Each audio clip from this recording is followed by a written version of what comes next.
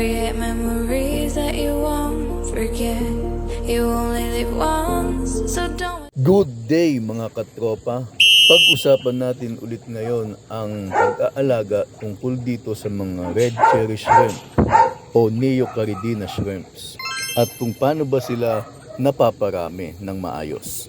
Ito po pala ang breeding cycle chart nila. Tungkol sa breeding cycle, magsimula tayo sa pagkakaroon ng mga matured na red cherry shrimp. Kung ikaw ay meron ng ilang pirasong matured na red cherry shrimp, ay malaki ang potensyal na maparami mo ito agad. Una po ay dapat ma-determine mo muna kung ano ang male at female doon sa mga hipon na inaalagaan mo. Ang mga female po ay may mas matingkad na kulay at mas bilugan na katawan kumpara sa mga male na halos diretso lang po yung katawan nila na parang slim lang. Bukod po doon ay may makikita ka na yan na parang saddle na white saddle sa kanilang likuran. Yan po ay nag-i-indicate na ready na sila for breeding. So once na mag-breed na po sila ay within 1 to 3 days ay bababa yung mga eggs na yon papunta sa tiyan ng female.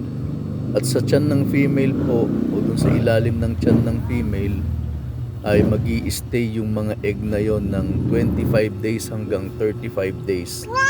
Habang pina-fanning niya po yon o pinapaikot niya dun sa may ilalim ng tiyan niya. Ayun yung proseso ng pag-hatch niya ng itlog.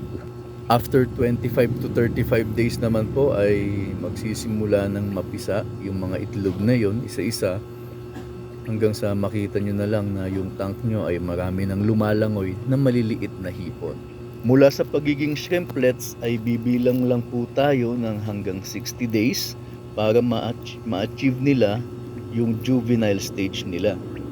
Then another 15 days naman po para sa kanilang adulthood period. So may total na about 2.5 months para maging ready to breed na kagad sila mula sa first day ng pagkakapisa nila. So sa ganoon kaiksing panahon ay magkakaroon ka na ulit ng panibagong mga breeding materials na set ng mga red cherry shrimp. Wow! Repeat the process lang ay magkakaroon ka ulit ng panibagong mga set ng breeder. So ganoon kabilis po sila mag-multiply hanggang sa may-reach mo na yung point na nakikita mo yung sarili mo na nagmamass produce ka na pala ng mga red cherry shrimp na ito.